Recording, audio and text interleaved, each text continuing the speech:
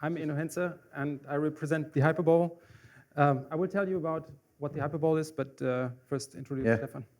Stefan Wenz, Business Development Manager for Epic Games, working closely together with Eno and with the automotive industry. So for me, this is really a case which I was really proud about to discover when they started, I think 2 years ago, something like that. And from there on, it was a long journey, I can tell you. But it was really impressive, and some of the project we see by today, I was on site and had a personal impression of that one, and it's really nice cases which we have done so far. Yeah, I will, in the next couple of minutes, give you a little history of HYPERBOWL development and our particular work for the automotive industry. I will look at one case in particular, which kind of I also want to dissect a little bit and explain what shot has been done, how, in which particular way.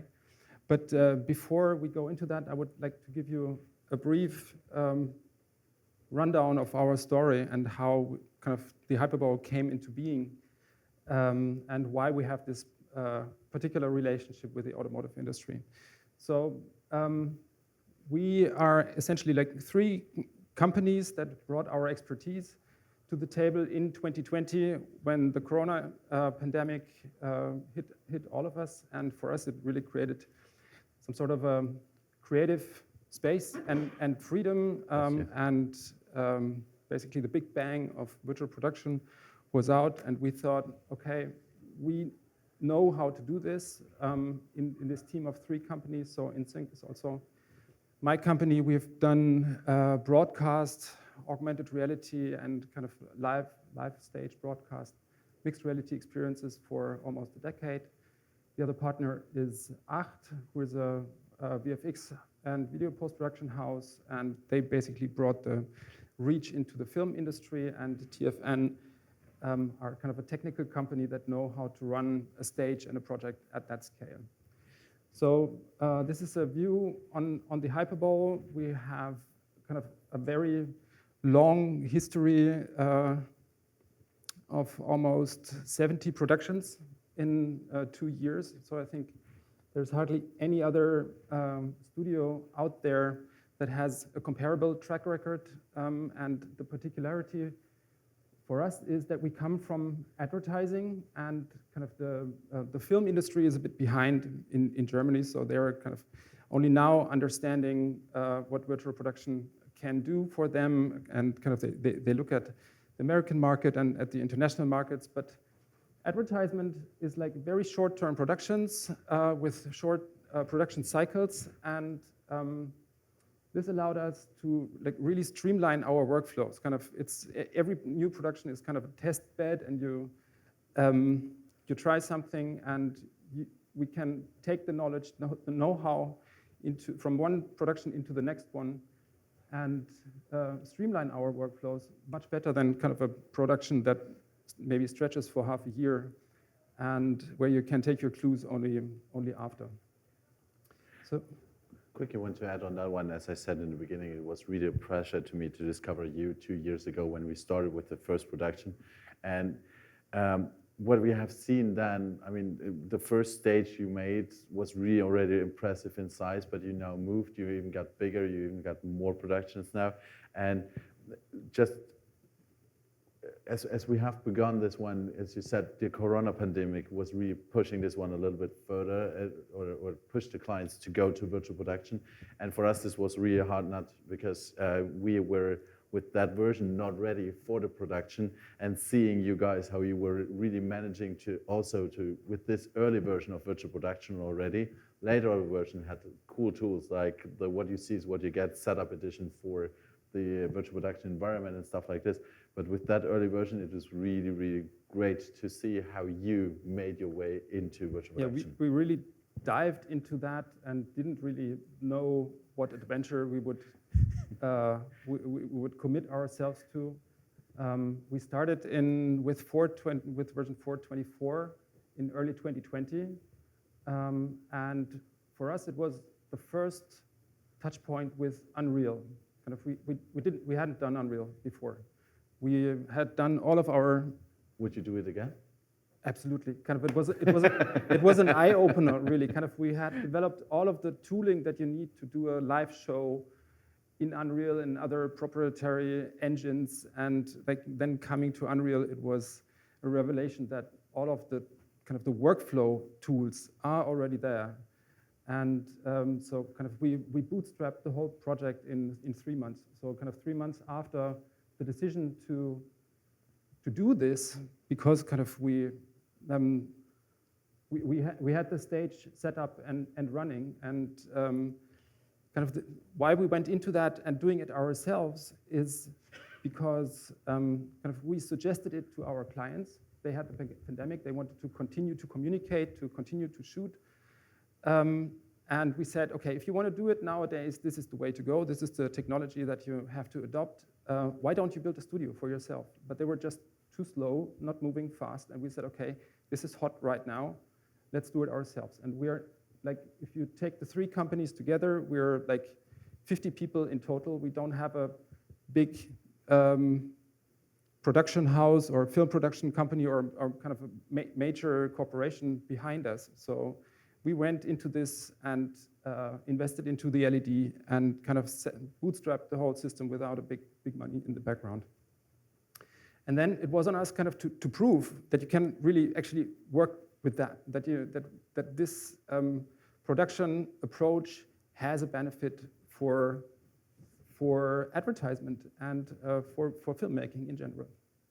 So over the course of the 2 years, we've worked with some of the most prestigious brands, car brands, which happen to be neighbors in Germany, so it's kind of a natural thing, and the automotive industry really has been a driver for what we've been doing.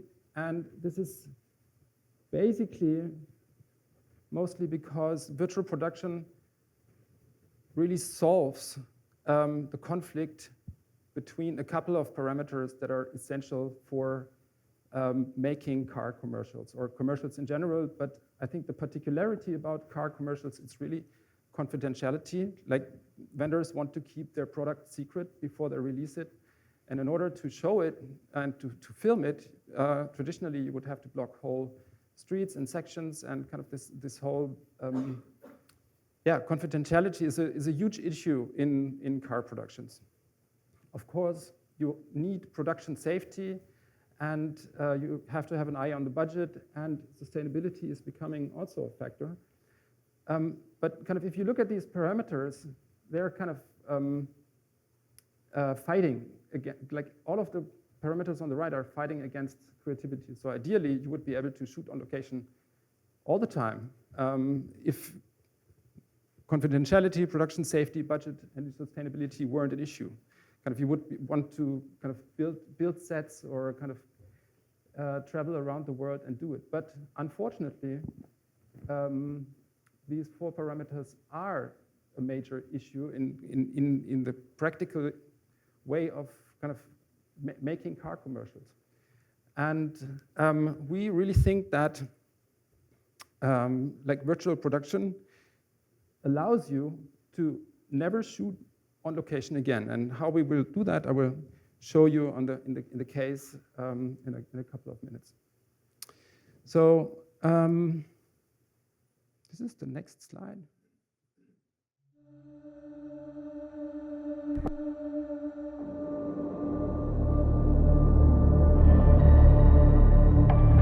Let's break away, seek truth and dream. Find the brightest sun that no one's ever seen. Let's invent some stories. Come on, let's dare to make them laugh, weep, fear, and care. Stories that make us think and reconsider, that make us shake and make us quiver, that take us from the windswept highest mountain peaks down to the depths of the darkest, bottomless seas. Own that you resurface, float, come up for air, take to the waves, drift, and from there catch wind, take shape, and be washed ashore upon a rocky beach you've never been before. We tell these stories that touch and reveal the secret joy that only you can feel, of places so strange they almost feel like home. and make us dream in technicolored monochrome.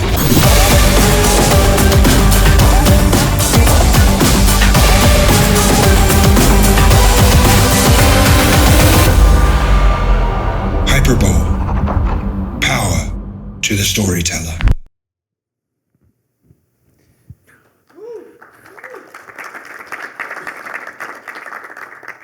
So I think this film shows how important the creative angle is for us and for virtual production in general. Like when we look at how we work, it is important to understand that all of the companies that make the HYPERBOWL, that run the HYPERBOWL, actually have a creative background. And we know how to deal with the technology, but at our heart and what we want to achieve, essentially, we are creatives. And we believe that we have to bring the know-how of each production into the next production. So kind of the know-how of what we do and of what you can do with virtual production is really inside the crew. And as such, we have become a virtual production house. We are not a technical provider and not a vendor of a framework system, but the creative services are really at the heart of what we do, and we take creative roles in the productions that come to us, and we allow to we deliver our know-how to all of our clients on all levels. Yeah, maybe just to add on that one, because what I'm really impressed about is each time I'm coming to the HYPERBOWL, the clients coming in, and sometimes they have a USB stick and say, hey, I've done some last changes to the scene or something like that. And everybody who's owning a stage knows the complexity about that process, so you cannot simply go there, plug in, and all is running. That was the impression which we had in the beginning of virtual production. So like, hey, here's a computer, plug in your HDMI cable, have some LEDs, go for it, and everybody has fun. That's not the case. That's a really complex system to set up and to run. And this is something which clients don't understand. And that's why it's so important to have companies who kind of act in the middle layer between that they take away exactly this technical complexity, bring to the client all the creativity and unleash the creativity of the client on that side, but at the same token, secure productions. And at the same, what this also means is we need to rethink a little bit about the production process itself. You need to involve, as creatives, the production houses and the owner of the stages or the operating systems of the stages as early as possible. Other than that, this is going to be a fail. Yeah, exactly. Like I said, the expertise is within us, and we have, like, our clients are mostly agencies and film production companies, and they come to us, and we really get into their creative vision and understand it, and try to prepare them and not kind of overpromise, because nobody can kind of rely. You don't want to be on stage and then fail. Kind of, we really rather underpromise and then overdeliver. But kind of what really drives us is that we have a very lean and fast workflow, and also an open workflow. Kind of, there is a lot of software vendors, kind of that other like integrators, middleware solutions, but we've kind of done everything natively in Unreal because it is open and it allows us to adopt new technologies fast and test them, and kind of DLSS way ahead the market, HDR workflows on stage, and so forth. All of these things, you can't package them and like really sell them and pretend that a turnkey solution works for anybody. That's our opinion to it. So kind of we really try to take away the complexity by being able to run it perfectly, but not kind of making a product that anyone could operate. So what you're seeing here is a behind-the-scenes video of a typical production that we have, and it's kind of a commonplace of virtual production, but I nevertheless wanted to show it. The key thing is really a creative flow on set. Like the talent sees the environment, the artistic team sees what is happening, the client sees what is happening, And this just creates a lot of confidence in the whole production workflow. It's not, yeah, we are going to fix that in post, will it be good, kind of principal photography, and then having large portions of green in the image. Kind of what is happening here, you get 80–90% of the image already done, and the client is happy, and it's kind of, it creates a huge confidence in the product. Sorry, but talking about happy clients, I still remember one of the stories you were telling me when I was last time at the HYPERBOWL about this production for, I don't know if you can mention the car company, but the CEO of that car company is a big German manufacturer. Even he was on, you can mention it. Yeah, okay. It was for the Mercedes EQS production. So Mr. Olaf Klaus was on site, and he was seeing the production, and after he sees what is the final output of that one. It's not that you bring the CEO on site and have a green screen and they tell him how it will look like. He has directly the feedback. He sees what's the outcome, and he was so impressed that he even got back to those guys and said, "That's a great job." I mean, he said it was the best production we've done ever. So that's a statement from the CEO of Mercedes, yeah. Right? And you get that on the set. Yeah.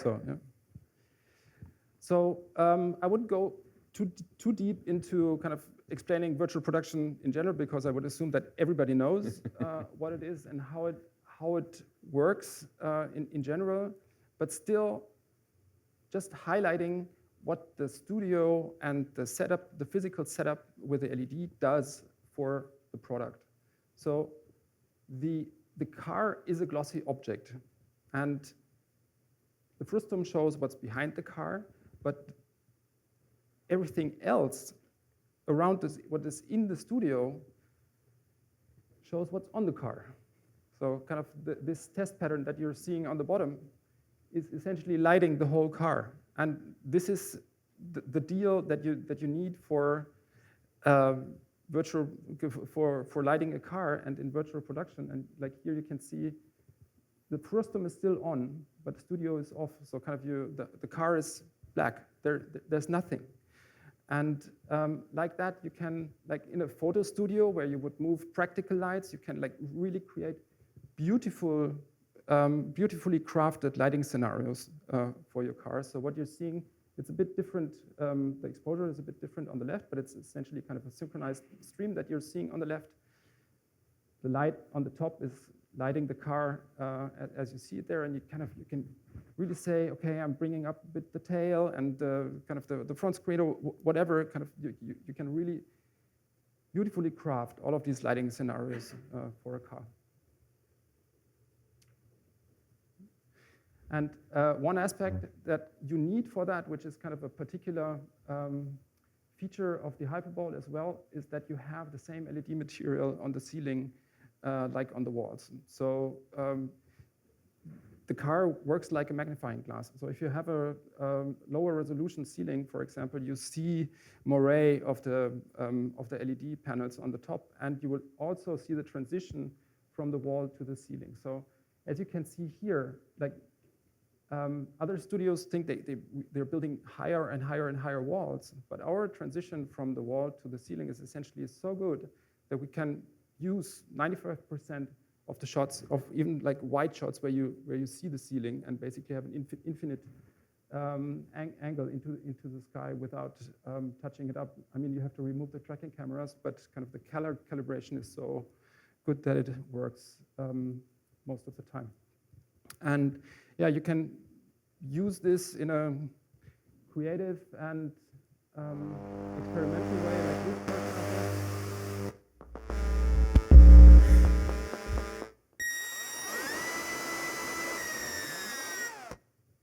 Which is just taking the kind of the obvious feature of a virtual production studio in order to make an art film with a super glossy car.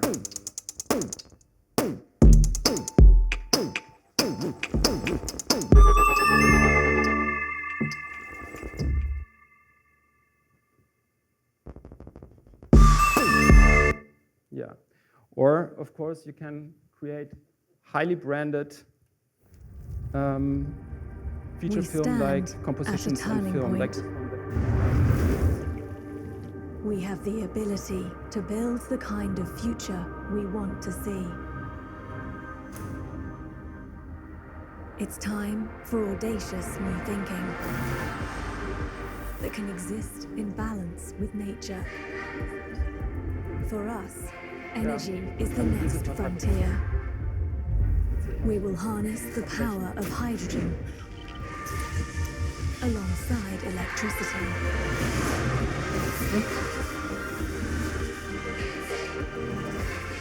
This is our chance to make a difference for the future of our home. Yeah, so this last shot also, like in-camera effects with this with a time-lapse video of the stars that's happening in camera, something that you would normally need to do in post, but here you just make the time-lapse on the LED screen. It was a wide shot, not touched up, except for getting the cameras out. And like in this endeavor of creating super realistic or super arty content, this is where we meet with Epic, that we want to empower creatives to do the best what they can. So, yeah, Stefan. That's exactly what we also wanted to do. So that's why it's a perfect matchup. Well, thank you. Yeah, it's 3 sides for one. You can keep it. So one of the things which we are doing, and this is something also which we are doing for game development. So you can only test the game engine if you develop a game yourself. That's why we have Fortnite.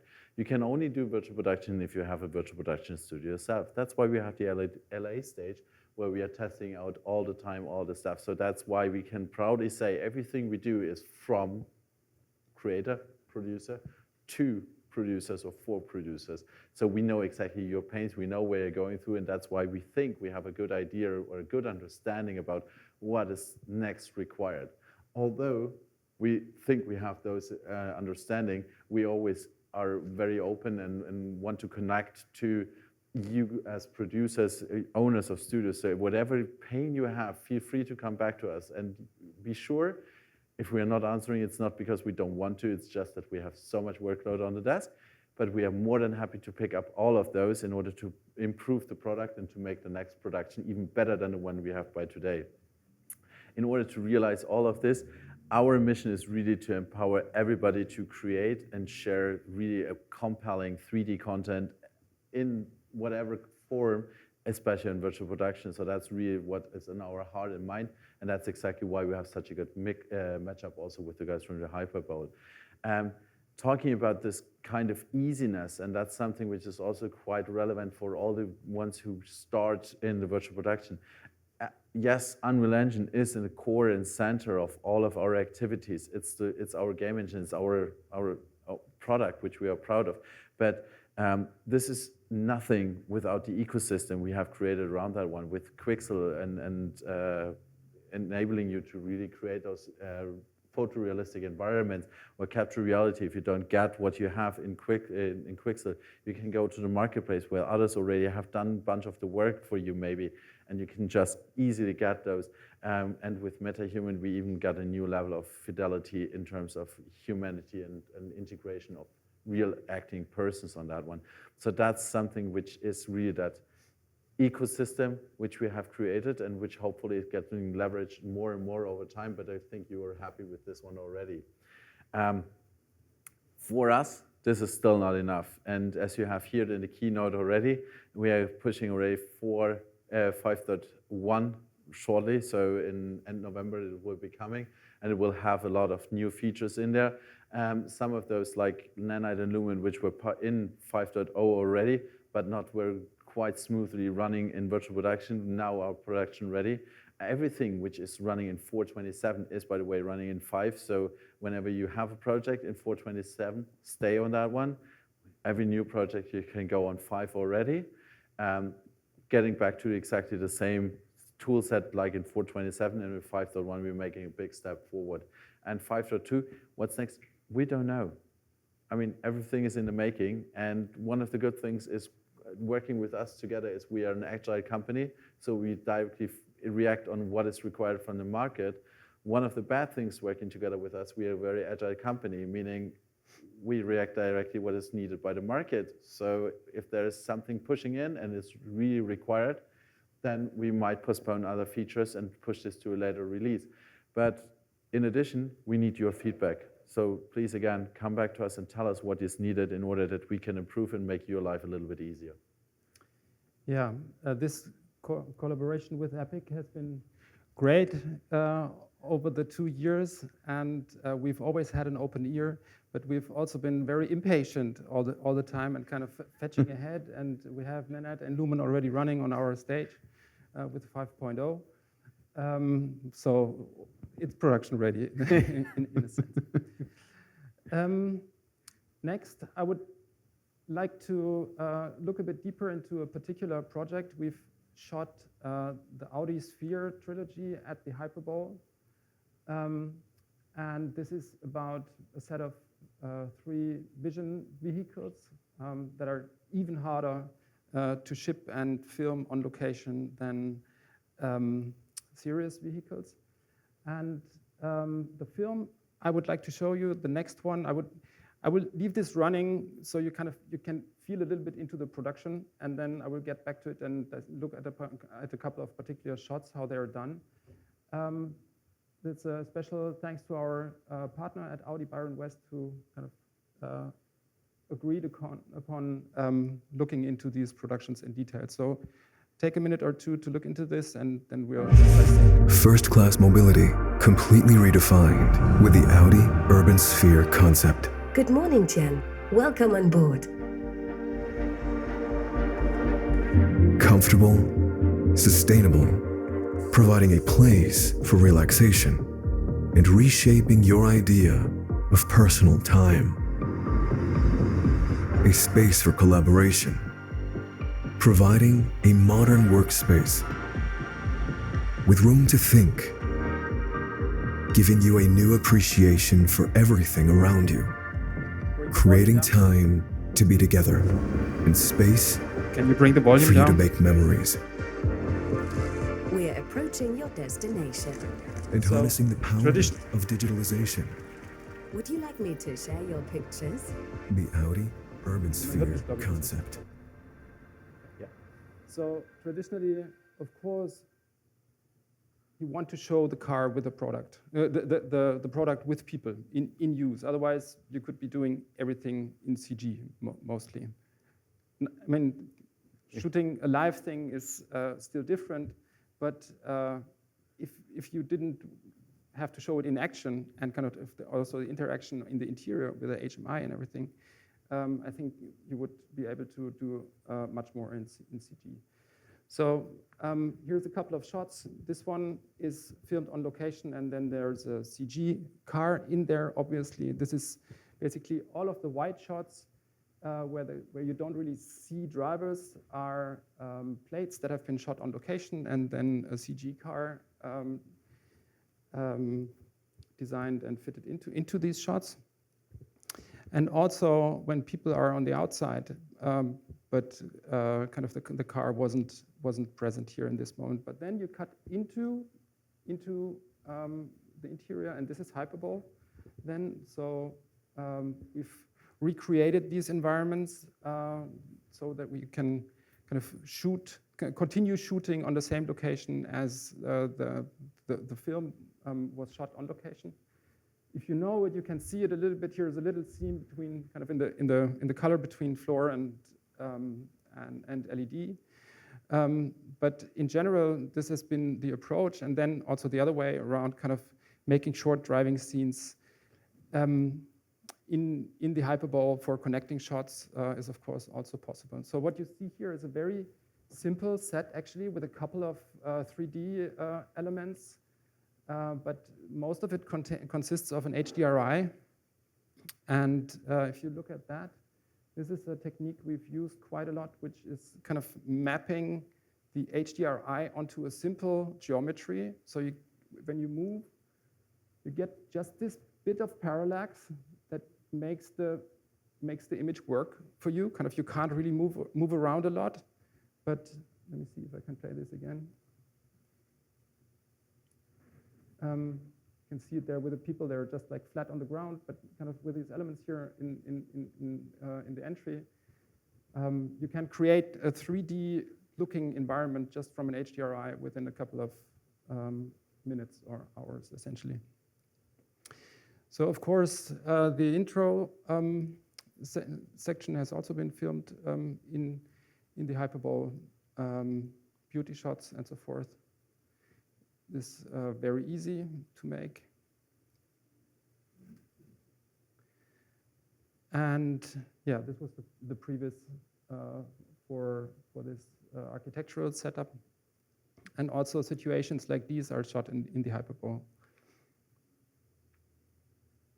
So the thing is, the car, of course, was never on location. We're just kind of constructing this narrative with plates and with a very small team that travels on location, gets a couple of plates, and gets kind of the photography that you need to do on the spot, and then the rest, kind of details, interior of the car, interaction with people is all shot in the HYPERBOWL. This is the intro from the other production that we've been doing, or kind of an early one actually. And it works with essentially with the same approach.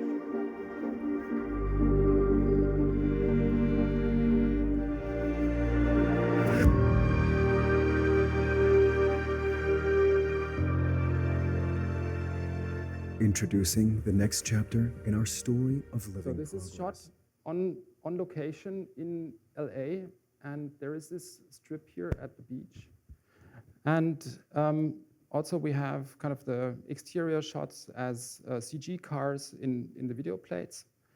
And the environments were built basically according to a recce and according to Google Images. So kind of we looked where's the palm trees and kind of just placed it so that it would match. And then this is the shot from the studio, and it's essentially really the location from LA that we have in the studio, and to create this seamless blend between elements shot on location and elements shot inside the studio. And of course, like all of these things, interior shots, people in the car and so forth are studio. And what you saw there, turning wheels and a street,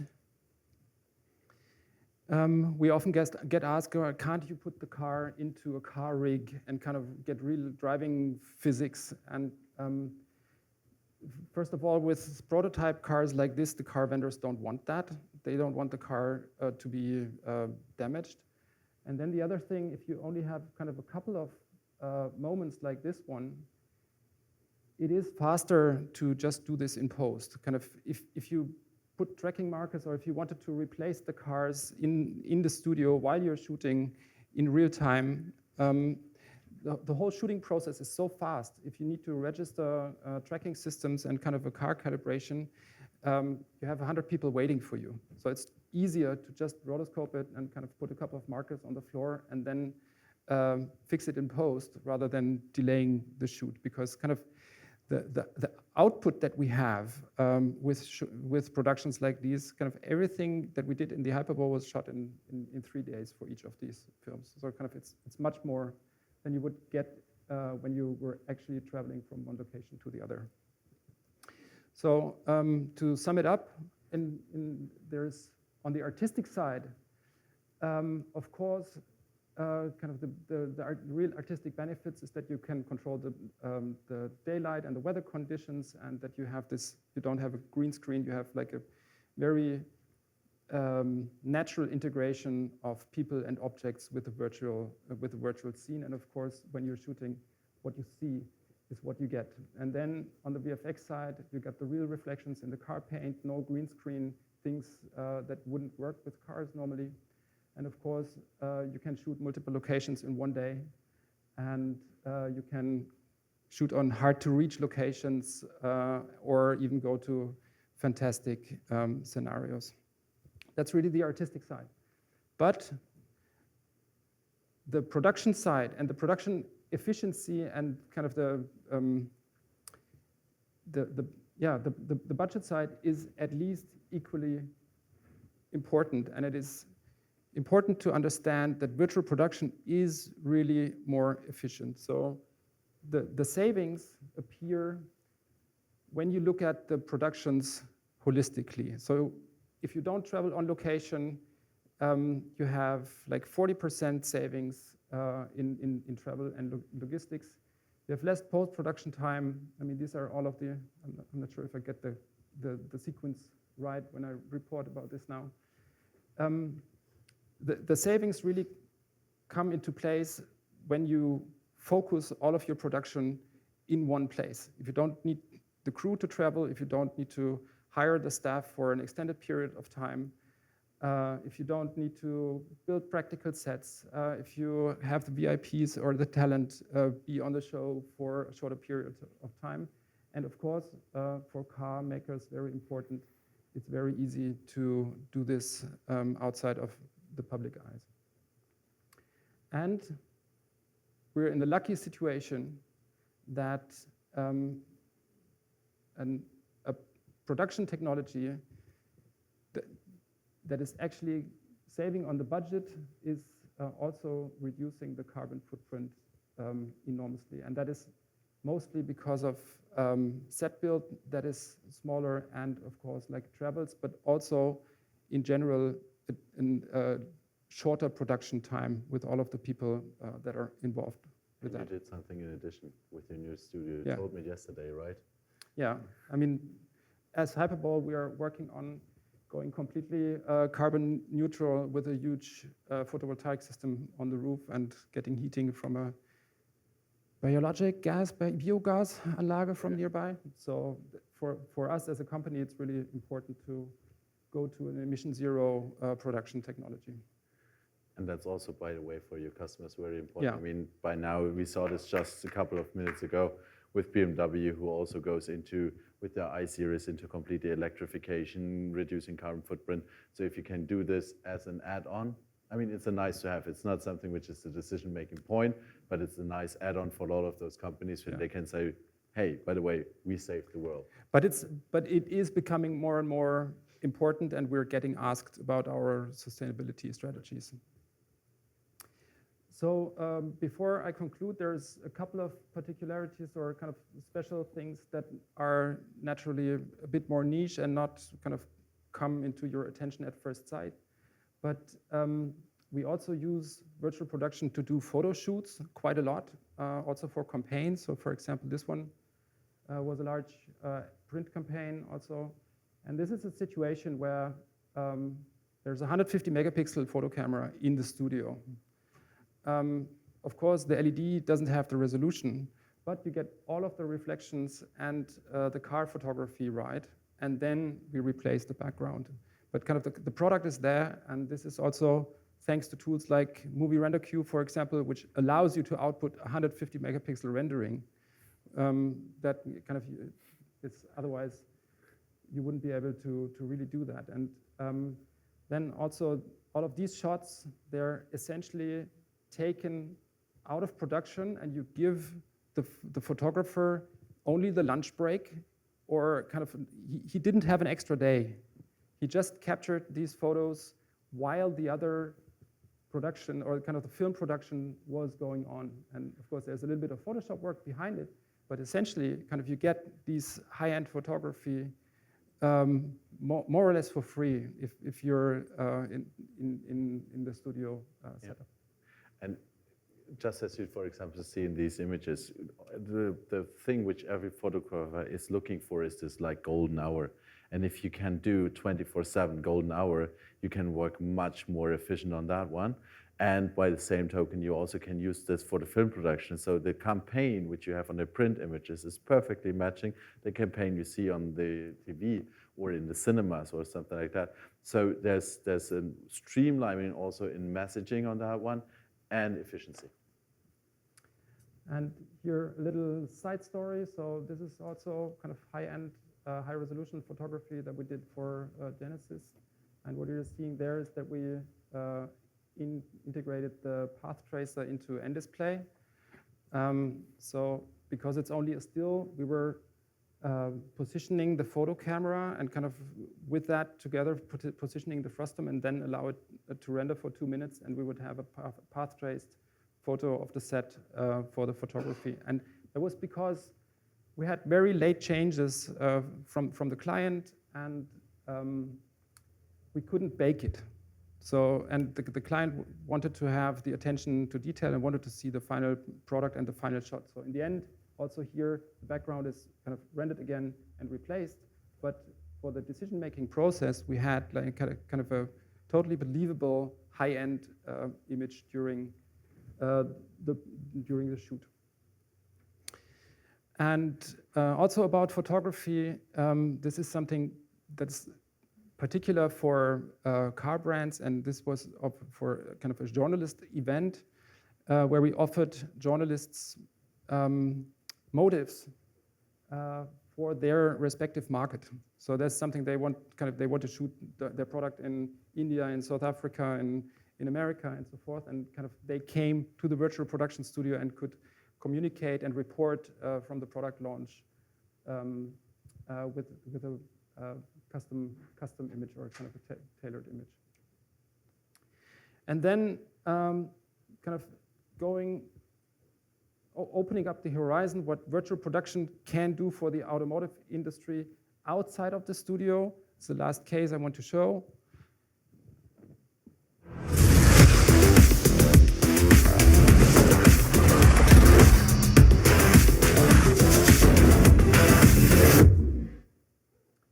So everything you see was shot on location on a trade fair booth on the LA Auto Show.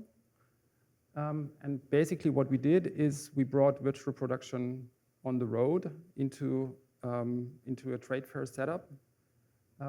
Set up on time only like 3 days or so, and then we had 1 day of shooting, and we shot the interview and kind of this whole dialogue, the product presentation on the night before the opening. Then we edited it for a day, and then we screened the show as kind of a film screening instead of a conventional press conference.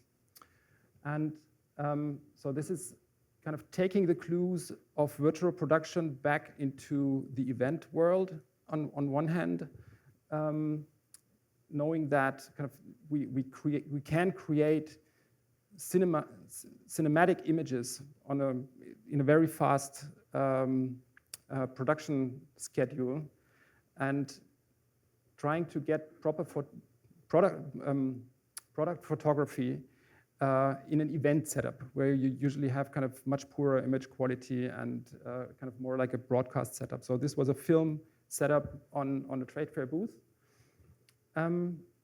And then what we do is that we use the assets that we have created for the film production, and we also use them for much smaller scale productions, like in a broadcast setup for journalist briefings, and even for AR and kind of VR or apps that happen in the virtual space. So what happens there is that we have one unified production pipeline that goes from kind of high-end cinematic to low-end handheld mobile AR, which also has huge efficiency gains, because this is to a good extent even replacing physical exhibits. So with this approach, we're if you have to take one of these cars, which is kind of a low number series car, out of production, it's already kind of a substantial saving if you can actually make one more car and if you don't have to ship the exhibits around the world. Yeah. That was it about virtual production for automotive.